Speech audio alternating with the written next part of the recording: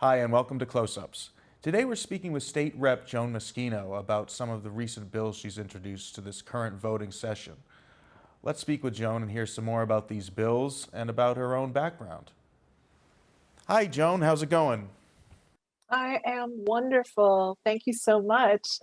Well, just to start, I have some questions for you. So, Rep Meschino, can you tell us a little bit about yourself? What got you into politics, and how long have you been in this position? So, for those of you who haven't met me before, I am Joan Meschino. I am the state representative for the 3rd Plymouth District, which includes the towns of Cohasset, Hingham, Hull, and North Scituate.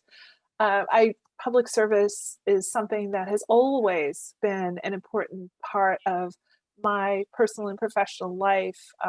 Many of you know that I was a lawyer and a nonprofit executive director for a public interest law center. And, throughout my career, I've always contributed and volunteered and stepped forward leadership roles in, my communities in a variety of different ways, whether they were personal or professional. And when we moved back to Hull, which is the town that I grew up in, I got involved as an elected local official for the first time, and I actually was a selectman there for 6 years. And I like to always say that that was what led me to start getting involved in a more regional basis on boards and commissions, and I like to think that's sort of what led me to do the nonprofit work. And then the nonprofit work was, looking at policies from a statewide perspective. And I feel like that was what led me back towards public service and to run for a state representative. Nice. So, how often do you need to run for re-election in your position? So a state rep's term is 2 years. So every other year, we have to run for our seat. It aligns with the legislative cycle. So you run for your seat in November and you get elected, you get sworn in January, and the legislative session begins. Our legislative session runs for 18 months for formal session and then 6 months finishing out that second year in informal session. And so you go through the legislative process for 18 months and then everybody runs for their seat again. So every 2 years we're up. So this is my third term. So I've served 2 terms of 2 years, that's 4 years. And this is my third term, which just began in January. We just got sworn all again in January and kicked off the 192nd legislative session. Let's talk about bills. You've come up with a few to be voted on within this voting session. What was that process like? Did you work closely with any other reps to make them, and did you work closely with residents or businesses within the South Shore? So let's take a step back and do just a little legislator 101. As I mentioned, when you're first sworn in on the first Wednesday of January, the legislative session begins. And you have a period of time. This year it was a little extended because of COVID, but we have a short period of time to file bills, timely filed bills. And this year the deadline was in February. And so you begin and you file your bills and you have 18 months of formal session, and it goes through a hearing process and different pieces as it moves through the legislative process. And if you don't take action on a bill or it doesn't have come to a favorable conclusion, all bills expire at the end of the legislative session. And so you have to refile bills and file new bills again with the beginning of the new session. So some of my bills are bills that were refiled from last session, and some of them were bills that we worked over last summer to develop and to draft so that they'd be ready for filing this session. The inspiration from the bills, by and large, comes from the district. Uh, my lens is always our district. That's where I sort of begin and end. And that being said, I look at things, so like climate change issues, which I've put myself forward as a leader in. Obviously, as coastal communities, that should be of no surprise to anybody that I'm interested in things like that. But then other bills do come to us from businesses, from advocates, from local people. It can really, the inspiration for the need to file legislation really can come from anywhere. And so those are all avenues that bills have come to me for, and that we've taken steps to file legislation on.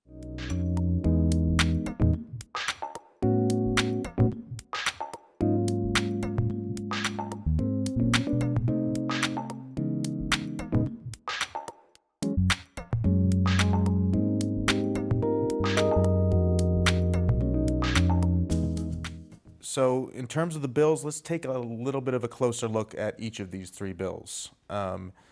First bill that we have is H 1792, which is an act to create justice, which is an interesting name for an article. What exactly is it about? The bill you're referring to, I have three sort of top priority bills. And the number one priority is the one that you just referenced, which is an act to create justice. Where that bill was inspired from is from our recent work on environmental justice and on climate. And as everyone knows, the next generation climate roadmap bill was just signed by the governor, and it created for the first time language around and defining and actions around environmental justice. And so what we were inspired to do, myself and my co-authors, was to file a bill that actually gave people rights to make claims to environmental justice in state courts. And that's what this bill will do. Now, it's a broader bill. When I say access to justice, it restores the right of an individual to bring a claim in state court when a government entity takes an action or enacts a rule or a regulation or a law that they do so in good faith, but it ends up having a discriminatory impact on a protected class of people. It would restore the right of an individual to bring a claim in state court against a state government agency when the policies or the procedures have what is referred to as a disparate impact on an individual with a designated protected class under Massachusetts state law. What that really means is that an individual would have a right to bring a civil action claim arising out of whatever that government policy or regulation or law was that appears on its surface to be non-discriminatory, but in fact has a discriminatory effect on a protected group once it's implemented. And so what this would do is it would be any protected class, any civil right under Massachusetts law. So it could involve housing or gender discrimination or any number of things.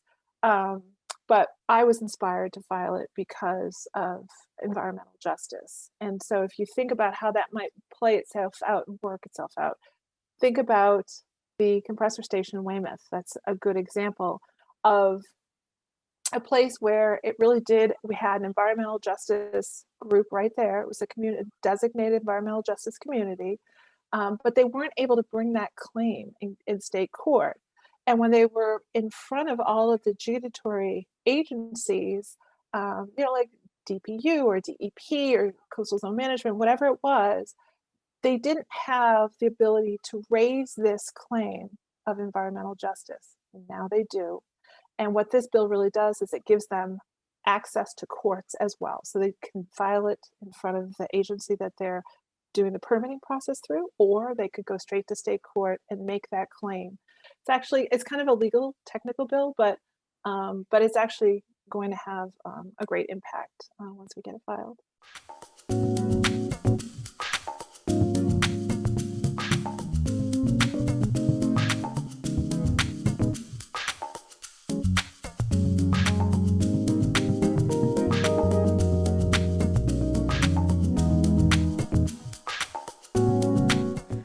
There is another bill that we would like to talk about that you've been working on, which is H 1350, an act establishing a community college campus hunger pilot program. That is a very specific bill. Yes, this bill was actually brought to us by an organization, and it's the advocacy organization for all of the state community colleges. And they had identified a series of issues that their students were really struggling with, sort of basic needs and securities. And one of the key ones is hunger. It's actually, I think the pandemic really has shown a light on very broadly in the state, that food insecurity, not just among college students, but more broadly among families and seniors, and people in general, is a huge issue in the state. And so we're starting to take a look at this. So this bill ended up being very timely. And all it does is it creates a non-competitive grant program that would be managed by the Department of Higher Education here in Massachusetts, for money to go to state community college campuses to address food insecurity and other basic needs and securities on their campuses.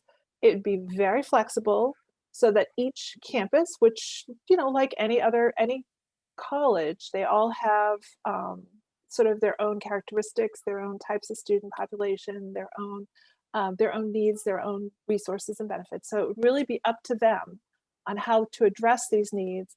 And what I'm actually hoping is that it would be an incubator that would come up with some really great ideas and really give them the ability to think creatively and outside the box and how to support students who are struggling with food insecurity for their degree attainment. That's what this is all about, is just to support students so that they can actually get that degree, and that will put them into the workforce at a higher level. What will this bill offer community college students, and how will they receive access to what it offers? For example, does a student need to hit certain requirements, or is it open to all? So the way I've drafted this bill is to create the program and to fund it, and to really provide community colleges with the flexibility to design the program the way that best suits the students that need the supports.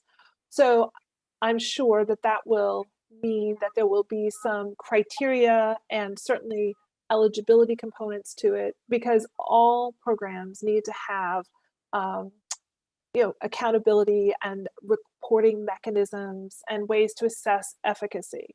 But the idea really is to get money into the hands of state community colleges who are dealing with these students right now and who are best positioned to really reach the kinds of students that we're hoping to support.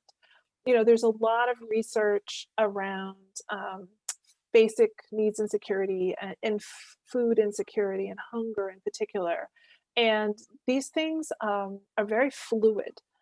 So I might start, you might have a student start the semester completely fine, and then some, they're very resilient. They have it all sort of worked out, but it's like a house of cards.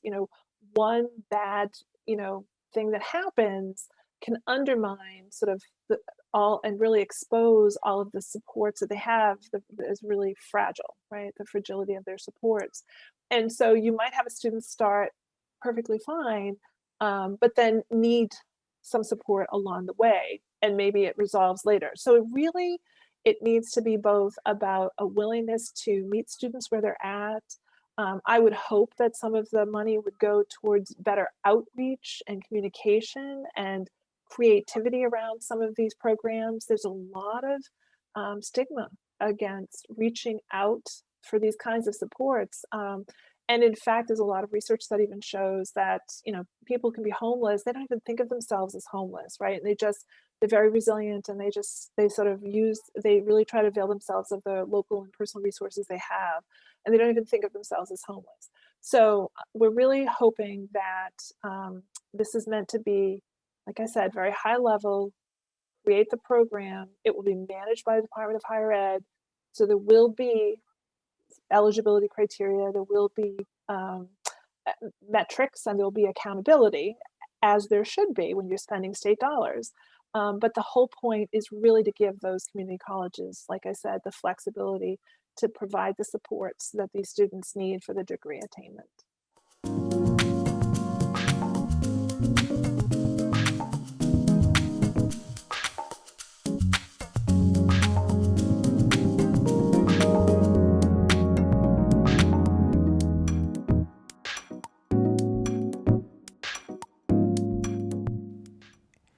Last but certainly not least, we have H130, an act relative to a streaming entertainment operator's use of the public rights of way. This is a bill that is of great interest to Harbor Media, of course. Can you tell us a little bit more about it? So this also came to me from our friends at Mass Access. I was having a dialogue with them this time last year about just a technical matter on budget and not really specifically related to this. And I started to get to, just to have a good dialogue with them about what they're doing and what some of the struggles were, and some of the strategies that they were pursuing. And this is actually a rewrite and a refile of a bill that they had sponsored last session that got suspended, didn't make it all the way through the process because of COVID. And as they started to talk to me about it, what really became clear was that as people are quote unquote cutting the cable, um, their funding source, which is traditionally from a small surcharge on cable provider services, was diminishing over time. And obviously, in the middle of a pandemic, when we're being very careful and cautious about revenues and where and supporting people, and there was this tension between diminishing revenues, but yet a tremendous value and need in our PEG access channels, like Harbor Media. And so we decided that we were going to rewrite it a little bit, refile the bill. And all it does, it's actually pretty simple. All it does is it places the same modest surcharge on streaming services as are already existing on the cable services. So the bill, as a technical matter, just includes streaming operators in the definition, so that they're also getting that same surcharge. So it's just that basic. It's just that basic. And I think it becomes more important now than ever, to make sure that we have trusted programming, trusted sources of information at the local level. I think that has been a great comfort to a lot of people, and it's the place where you can watch all the school sports, all the government, selectmen, school committee, whatever, and quite frankly, all the arts and amazing programming that you guys do. So I agree, and I thank you for that compliment. But how will this affect public access stations in Massachusetts specifically? Have other states passed similar legislation to this that you're proposing? yes, so the what this will do is it will directly increase the funding, both for the public access channels as well as the municipalities. It actually would be divided. 1/20th would come to the state, 40% would go to the entity, whether it be a nonprofit or it be a governmental department, and then 40% would go to the town itself to support it. And it's just as basic as making sure that you have a stable source of revenue to support your work. It's money that would come to you through your as an operational, through pass through, or directly through the budget, depending on how your particular um, media center is set up. Right, Hull is a direct department head. It comes straight through their operational budget. Others are nonprofits where it's a pass through out to the community center. It doesn't matter either way.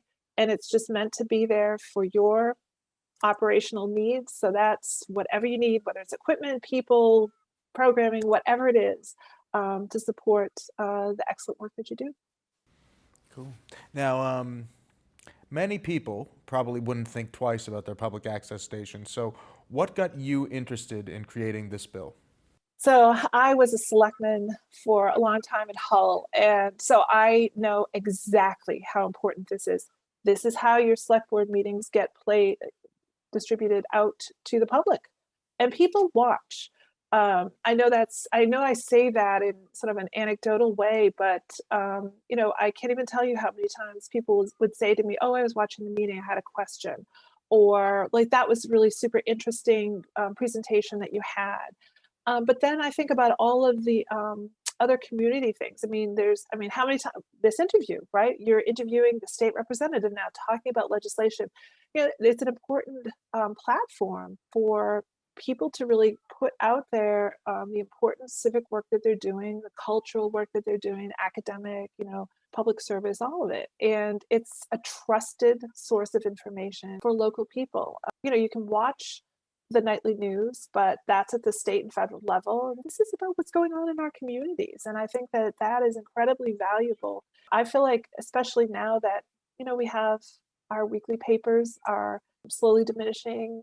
We do still have our daily paper, the Patriot Ledger, but, there's a lot of competition for space in those papers. And on a very basic level, you need to know what's going on in your community and participate in that. And this is one of the key primary ways. So yeah, you have my support.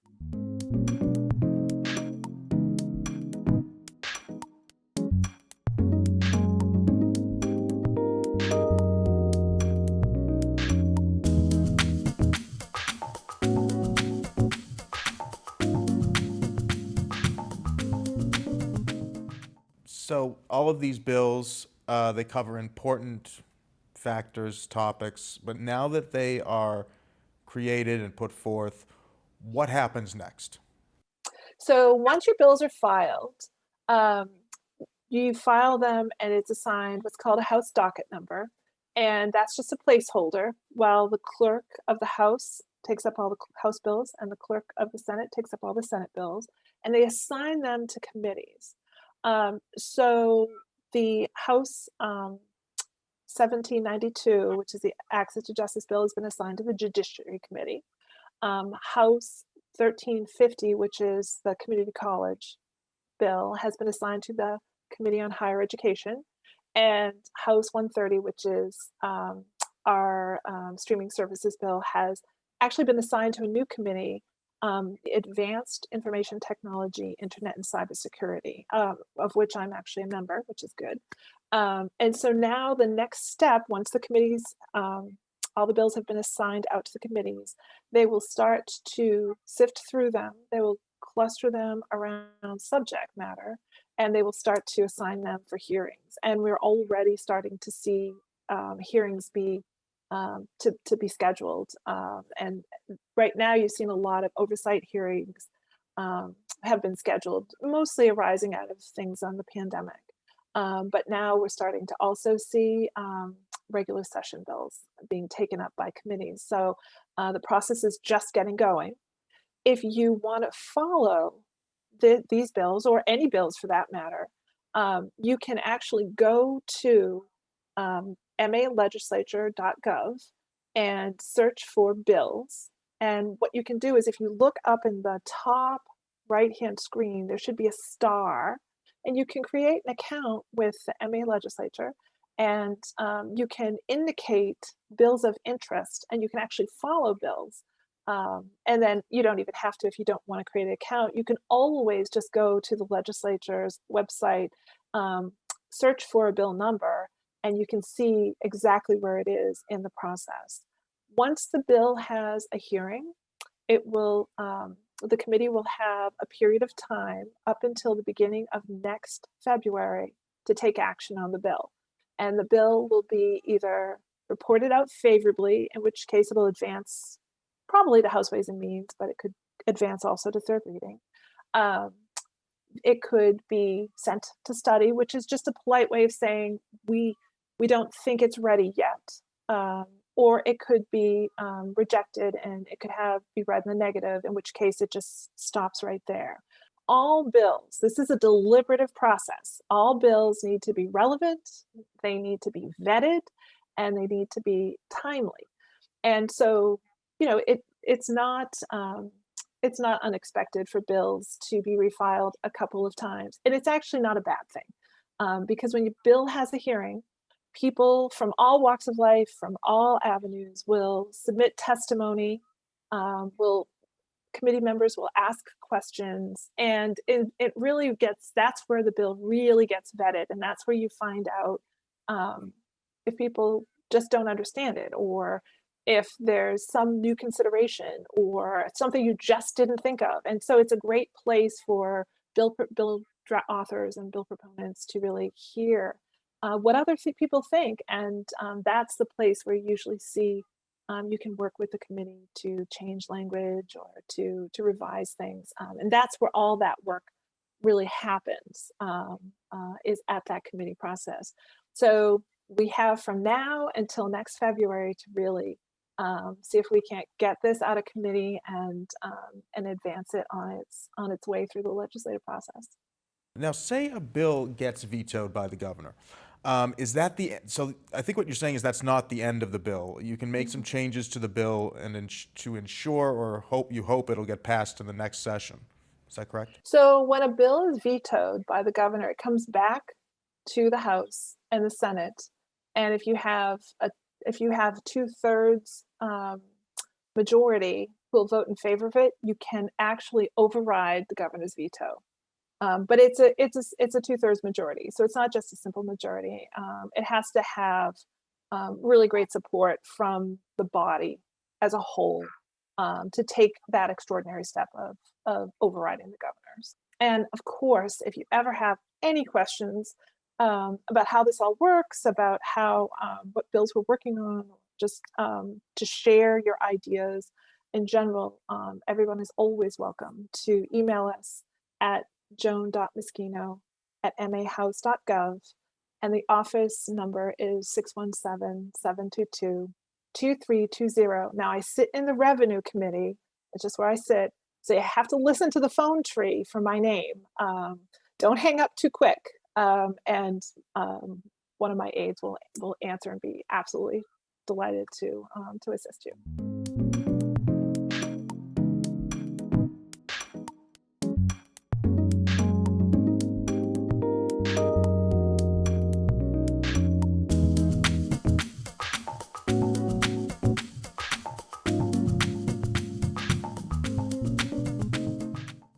Is there anything else that you'd like to add?